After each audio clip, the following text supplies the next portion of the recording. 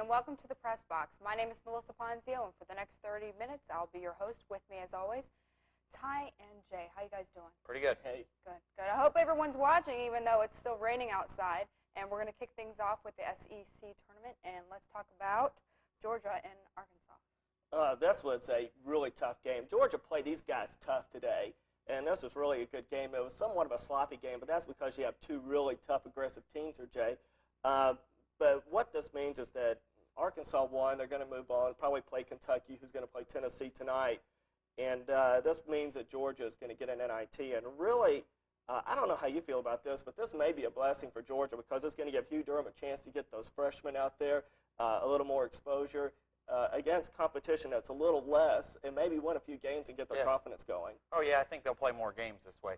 If they would have gotten an NCAA bid, they would have been disgraced early, I think.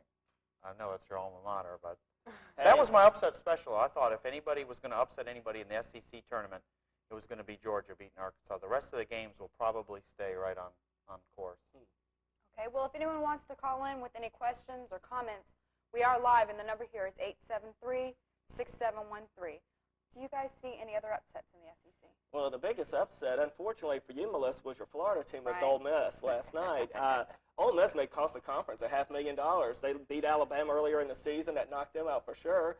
And now with this loss to Florida, that's put Florida on the bubble. And I think it's going to be either them or LSU getting a bid from the Southeastern Conference. Any other upsets? I really don't see any. Well, I think Kentucky's going to win tonight. Yeah, because Tennessee upset them the last time they played. Right, and it's payback. And I don't see anyone beating Vanderbilt here. I think they've got a very easy bracket to go through. Oh, yeah. No. Okay. Tech versus Duke. That's tonight. Well, who knows? I don't know what to expect from this game. Like I said, these are two of the four psycho ACC teams. Jay, you go ahead and hit on that. I'm gonna jump on that after you do. I'm gonna let you go first on this. I think that Tech's going to win. Okay. They Nice first and of to all, the let me point. tell you why. Because I think Crimmins has taken the job at South Carolina. They're reporting that up in Charlotte. A couple of my friends said the Observer has reported that he will take the South Carolina job. Okay. All right. Well, we have a phone call now. Hi, caller. You're on the air. Yeah, I just wanted to ask Ty or the other gentleman, who their dark Yeah. horses were for the whole NCAA tournament. Have you got any choices there? Okay. Well, my personal favorites are Kentucky and Indiana. Kentucky more so because they have a little more depth. Indiana, I'm real questionable about them right now because of Alan Henderson. I don't know what the status of his injury is yet. If he can come back full strength or almost full strength, I think Indiana's going to be a very hard team to beat, and I think they'll go to the Final Four. I think Kentucky will go to the Final Four, and those are the two teams that I really like. I think in the East it'll be North Carolina will be the number one seed there, and then in the Southeast it'll be Kentucky, Midwest Indiana, and out West I think Arizona will be the number one seed, but I think they'll have to probably contend with a Michigan or somebody like that. So yeah, I think as it comes down it'll probably be Indiana, Kentucky. I think they're going to put Duke in the same bracket as Kentucky to try and recapture that magical moment last year. You really like that. Something that I wanted to hit on here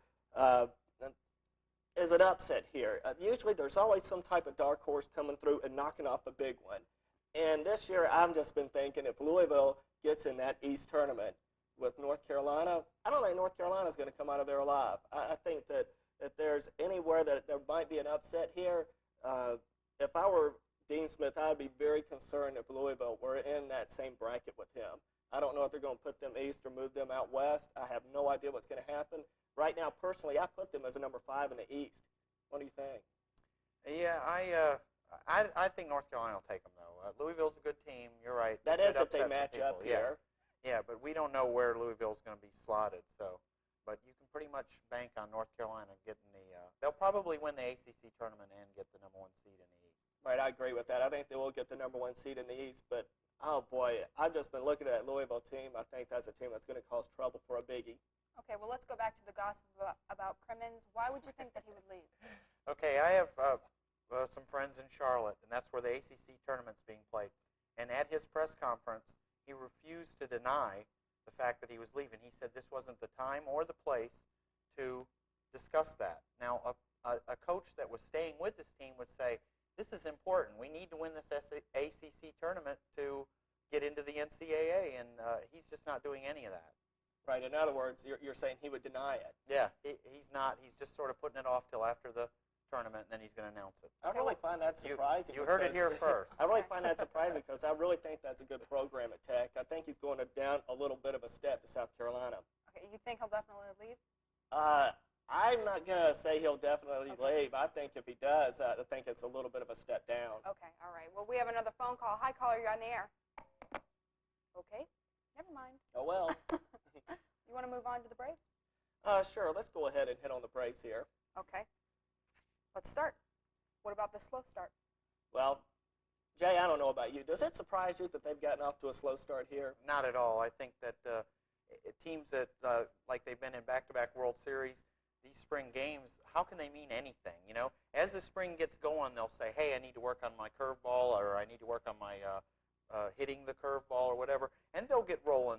Baseball is a game of law of averages, and the more you do it, the better you get at it. And they're just starting out. They're not even interested right now. I agree with you. I don't think that they were going to sit there and come out with an astronomical record. I thought they would lose most of their games.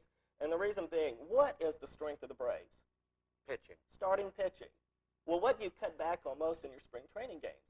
Starting pitching. Yeah, they only pitch 3 innings. You pitch 3 innings and you're out. You're taking the major strength out. You do that with any team in any pro league, you're not going to win as many games. But hasn't their main problem been hitting? They have been getting off to a slow start hitting, but during the regular season they would hit slumps of hitting, and their pitching would just come through, bite the bullet, and they would win a lot of 2-1, 3-1, 3-2 games.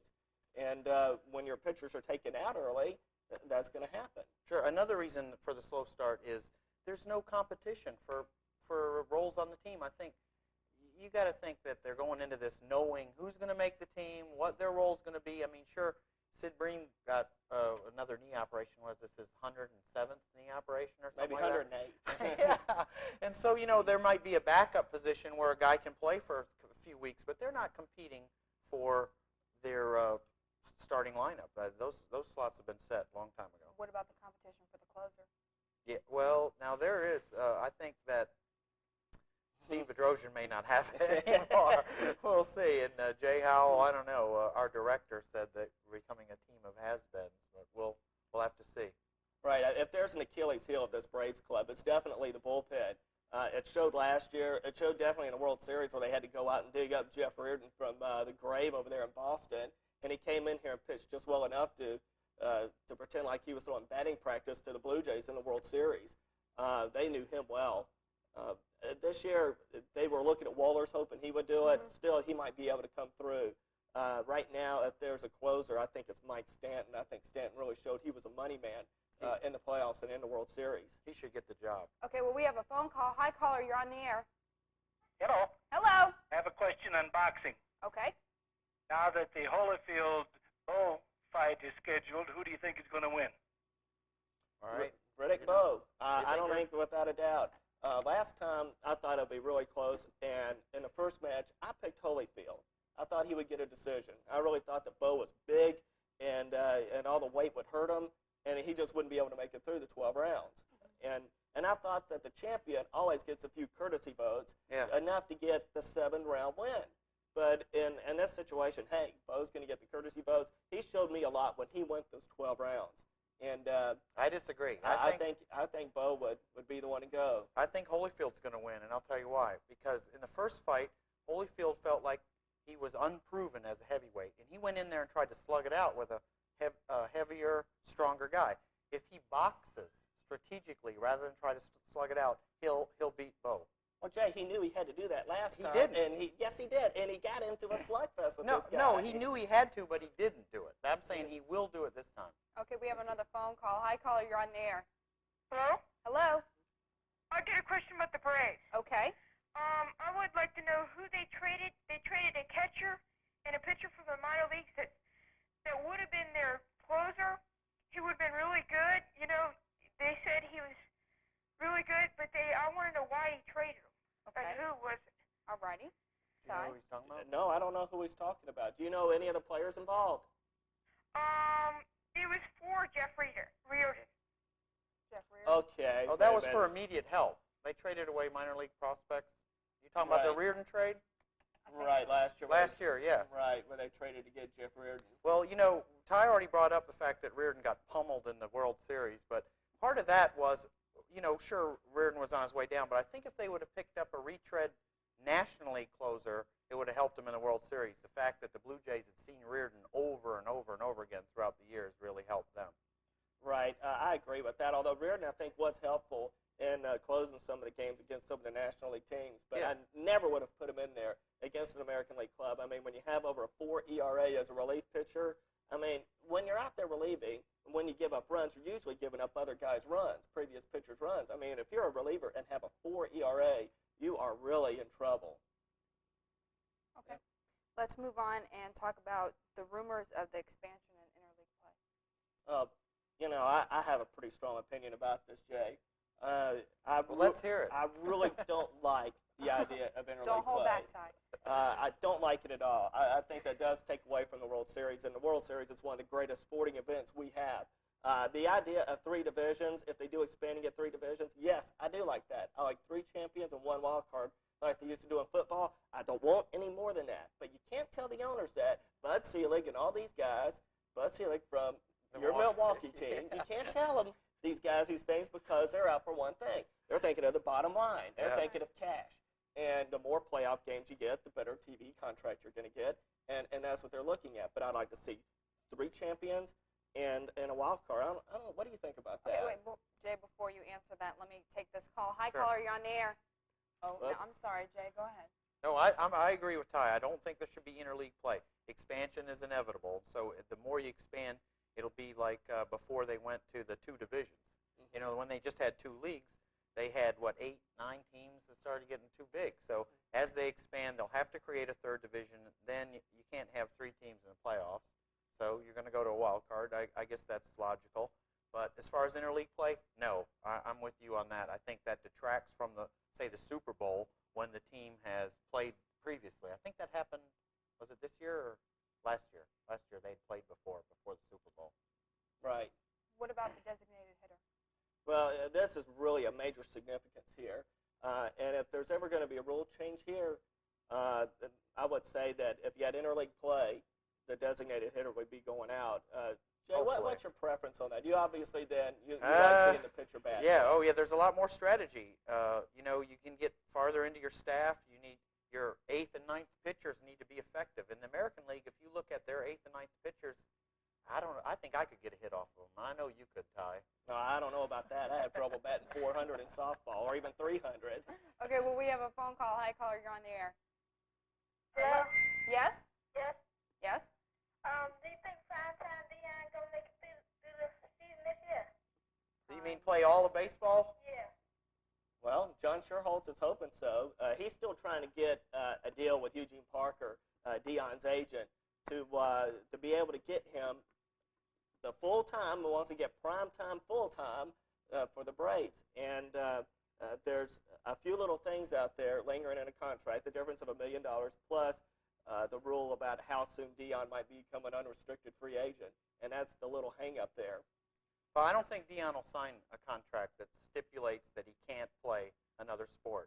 First of all, I think that he'll sign something that says he has to play baseball the whole time, and then if he has to jump ship on Sunday afternoon to return a punt for a touchdown, the Falcons will pay the fine or whatever. But if he signs a contract that's exclusive and he has to give it up, he won't. He just can't. How will Dion's contract affect Ronnie Gant? Well, it just really depends. There's things that can happen during the season. There could be injuries right away. You've seen Sid Bream get hurt. What if Brian Hunter doesn't come through? You may see Justice move to first base. You stick an outfield out there of Gant, Justice, and Dion, and there's no problem there at all. So, you know, it just depends on how things work out. Okay, well, we have a phone call. Hi, caller, you're on the air. Hello? Yes? Oh, okay. I just want to make sure. Yeah, I wanted to comment on the designator hitter, the comment that was just made. Please do. I think it's long time, or it's long overdue that the National League caught up with all the leagues, not only in America, but around the world. The National League is the only league in the entire world that does not have the designated hitter. And now your comment about you think you could get a hit off the American League pitching staff. Uh-oh. Too bad the Braves couldn't, because Otis Nixon had to try to bunt against, who was that, Timlin. And the Blue Jays pitching staff was far superior from top to bottom than the Atlanta Braves, and that's why they won the World Series. I'll agree with that to an extent. I thought they had a definite advantage in the bullpen. Right. I think the Braves did have a little bit of a better starting rotation, although one of their strengths was taken away because of a World Series and playoff schedule where you only have to have 3 pitchers. Right. And so the Braves have 4 or 5 good starters. People like Charlie couldn't pitch, and Charlie was 15-7 with a 3.36 ERA. And there's a guy that had to be thrown in a bullpen, a role he is not used to and didn't like. They threw him out there in that role, and he gave up the double to Winfield and cost them the World Series. As far as the National League catching up with the other leagues, I don't think that's a catching up process. I think the National League baseball, the way it's played, is baseball in its purest sense. The other leagues have changed to try and adjust to fans' demands. And having an extra hitter in the lineup is only supposed to add to run production, which I don't think helps the game. It just makes it more offensive or more fan-oriented. You know, I want to stay on this a little bit. I do enjoy the strategy with managers having to make decisions with their pitchers. I grew up in Atlanta, National League team, National League city. So what do you think I'm going to go for? Well, I'm for the designated hitter. I'm an advocate of it.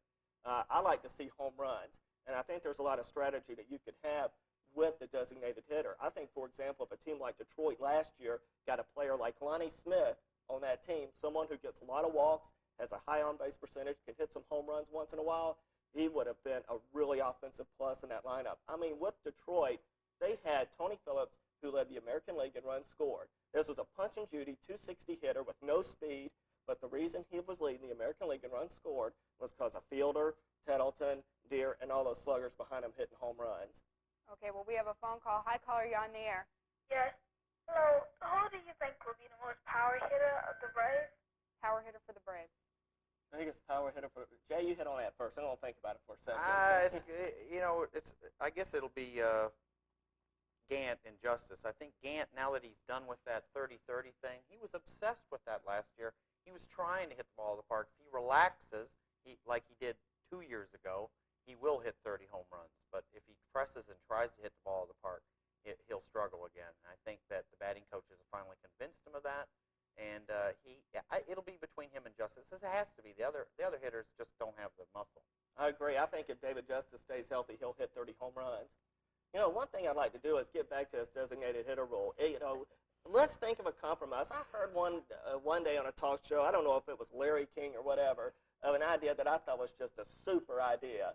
And it was a compromise, and that is let the pitcher bat. You just go ahead and bat the pitcher, but there will be that one time in a game where a manager can pinch hit for your pitcher and keep the pitcher in the game.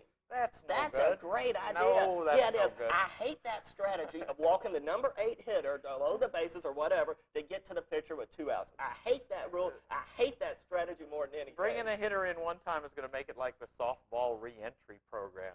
You don't want to watch softball when you go to the stadium. You want to watch Major League Baseball. Hey, it's a new rule. Hey, I think if people saw that, they would like it. I mean, the 3-point rule in basketball, in college basketball, people hated it. Now they love it. It's a big part of the strategy here. I think that would really do something for the strategy here. If you just sit back and think about that rule, just think what you could do with it. I think that is a great idea. I'd love to see something like that implemented. Things that make you go, And now we have another caller. Hi, you're on the air.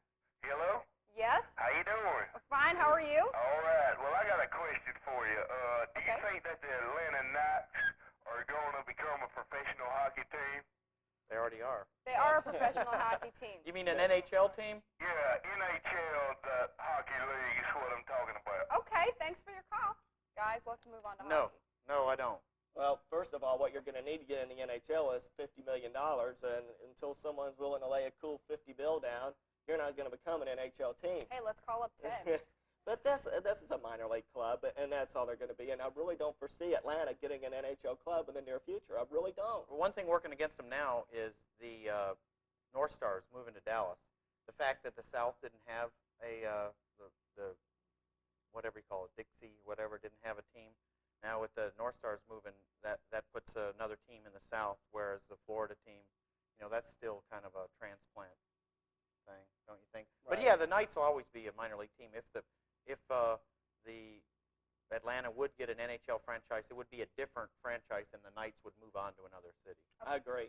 Okay, we have another phone call. Hi, caller, you're on the air. Hello, how you doing? Fine, how are you? I'm all right. Good. I'd just like to say I'm a true blue Braves fan now, moving down here to Atlanta. But how can you count out the Reds and the San Francisco team out there with Bonds? I mean, these teams are building up to try and take on Atlanta. You got all that hitting, and it's going to be a good race this year. I just think everybody just counted the Braves to win it. But you got to look at the team out there in San Francisco and Cincinnati. Okay. Go ahead. First, good pitching always beats good hitting. The Giants for years have had a great lineup, and just can't put together a starting staff. So I think that's why the Braves are counted on to. I think they'll beat the Giants regularly. The Reds, they had the pitching and the hitting last year to compete, but they fell short, and now they've lost 2 pitchers of free agency. So they're going to have to be filling roles where the Braves have gotten stronger. I think that's why the Braves are counted on to win the division in all the polls. And another point Starting with the pitching. Reds, Kevin Mitchell with a broken foot.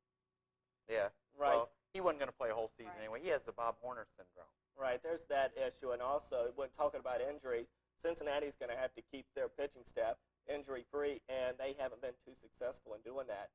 But the club that wasn't mentioned that I think people should look out for with a little interest is Houston. Oh, you have Doug Drabeck coming over. You have Swindell coming over. That's You who go the Reds lost to to Swindell, to too, go there, with so. Pete Harnish, who's a fine young right-handed hurler. I think this Houston team is young and could come up with a few surprises here. Maybe they can win 80 to 85 games in a tough division. Okay, Yeah. we have a phone call. Hi, caller, you're on the air. Hello? Yes. Yeah, I just wanted to get back to that old NHL Atlanta Knights subject just for a brief moment. Okay. Getting back to the fellow on the right there, Ty, when you all Yes. responded to the fellow with the whistle who called about the Atlanta Knights, well, if y'all think that, I think within 2 years, 1995, Atlanta Knights will become an NHL team in time for the Olympics. Hey, I'd love to see it. I'd love to see it more than anybody, but I'll be honest, I just don't see it. It's a money thing. The Knights are a successful franchise, but they're a successful IHL franchise. There's a big step there. Like Ty said, the biggest thing is who's going to throw in the $50 million just to entertain the thought of having an NHL franchise. Right, and then whoever puts in $50 million is probably going to want an upgraded or new facility. So, again, then you're having to deal with Fulton County and Atlanta politicians. You already saw the mess in the quagmire. They had to fight each other for this new stadium with the Braves. I mean, just think all the trouble you would have here with the new hockey facility. Right. Well, let's talk about this team. I mean, they have been very successful, and they've been winning games. But the problem with that is that the good players are now being taken. Right, and the most recent one is Dave Capuano, who had a great game. I went to the game Tuesday night against Phoenix. He had 2 goals, 2 assists, and played a good game. I just watched him specifically on a lot of his shifts, and he's a good player. And That's that why means, he got called up. Yeah, and they've lost him and Osborne, who I think have been the 2 best offensive players. Jacques Hollander is back down on the team now, who I think is their 3rd best offensive players. But just think if you were Gene Ubriaco, you're always having personnel changes. You're always having to change your game plan. And Jay, I don't know about you, but I think he's really got a tough job. Yeah, he does. That's part of the problem with minor league hockey is you do lose your, I'd say, frontline players. But the reason the Knights are successful is their marginal players are a lot better than the other teams. If you look, I mean, sure, you can lose a top scoring line, but the Knights are solid throughout. And that's what makes them successful. Plus, the fan support here in Atlanta makes them successful. Yeah, and it's a lot of fun when you go to those games. If you ever have a chance to get out there, go. That's a lot of fun. The intermission between periods is a lot of fun. They get the fans involved. They do a really good job promoting this. You ought to get out there and see them. Why do you think the hockey here in Atlanta is so successful? Is it just the fans, or? Well, for one thing, I think it's the first year for a club, and you got a lot of people who are transplants down here from the north, and they're hungry to watch the game, so Sure. they just want to see it. When you go out to a game, you see a lot of uniforms. You see a Boston, you see a lot of Pittsburgh. Of course, a lot of them are bandwagon people because they're the champions. But you just see a lot of Black Hawk paraphernalia out there, and these are just Northerners who love hockey, and that's why they go to the games. And hockey enthusiasts will tell you, too, the game doesn't come off on TV. So if you got a choice between watching an NHL game on TV or going down to the Omni to see a minor league game, they'd much rather see it live because hockey just is more exciting. fights. skating it out. Well, that too. Yeah. Do you think that most of the fans are old Flame fans? I would say a lot of them are. I'm one of them. Well, the Atlanta people are, but the Ty's point about people moving down here from up north, Atlanta's a great place to relocate from, especially the Northeast corridor. So you get your hockey fans in here, and there was no live hockey except for Gaha, and that wasn't too exciting. Okay, I'd like to take a moment out and thank our wonderful sponsors, the Atlanta Voice, the Atlanta Night, and Sports Life Fitness. And I'd like to get on the subject of the Olympic Stadium. Now, there's been a lot of controversy in the press, and I hear that, Jay, you can fill me in. Well, all it was the Braves what they were trying to do is get the city of Atlanta to pay for a stadium and then move into it when the Olympics were over. And I think the city wanted them to kick in a little more money. The Braves were saying, hey, if we have to pay all this money to build a stadium, we might as well build it on land that's not so expensive. So say take out in Rockdale County or Gwinnett County, they could get land at a cheaper price and build their own stadium. They'd have total say-so over it.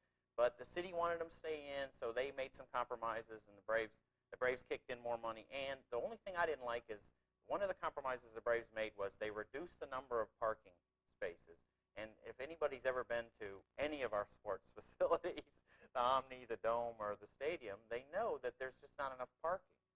So that was part of the Atlanta City Council didn't want to give up the real estate for parking spaces. So now I think they have 8,000 spaces for the new Olympic Stadium instead of 10,000 that the Braves wanted. Yeah, that's going to cut back on some tailgating there, Jay. Does that clear anything Yeah, up? but the bottom line is they're staying in Atlanta. Yeah, and I don't think it's going to cost the Fulton County taxpayers that much. It will be additional $1, $1.50, $2 a year per Fulton County resident, but that's worth it to have a major league franchise. You ask St. Louis about their football team or Baltimore or something like that. When you're or ask St. Petersburg about getting a baseball team. Yeah, I mean, when your team up and moves, you're just left there. I mean, sure, you're still a fan, but you can't follow them in a long distance sort of sense. So the Braves fans got to be happy about them staying in the downtown area. Yeah, why don't we get St. Petersburg officials up here? They'll go build a stadium without a team, and then you have no problem at all. Not to mention that the team itself is worth hundreds of $millions to all the facilities and here, restaurants, hotels, and income to the city when the other fans from out of state come and see them. Sure. And that's part of the best part of the economy in Atlanta when the Braves play is they draw from the Tennessee, the North Carolina people, the South Carolina people. All those people come in to see the Braves because they're the National League champs. That's right. We all love them. Let's get back one step when we were talking about basketball. In the USA Today, several analysts gave their top 4 for the region, and really quick. Right. Picks. Quick. Really quick. Your top 4. Okay, my top 4. My top 4 in the East, I have North Carolina. Now you're putting pressure on me. 1, Kansas 2, Vanderbilt 3, St. John's 4. In the Southeast, I have Kentucky number 1, Florida State number 2. I think they're going to do well in the tournament. Oh boy, I'm just going to hurry up and move quickly Jay, and go to really quick? the Midwest. No, Indiana I already 1, said. Indiana number 1 in the Midwest, and then out in the West, I think Michigan's going to be 1, Arizona 2, Wake Forest 3, and Utah 4. Okay. See ya. Thanks. We'll see you next Friday at 8:30.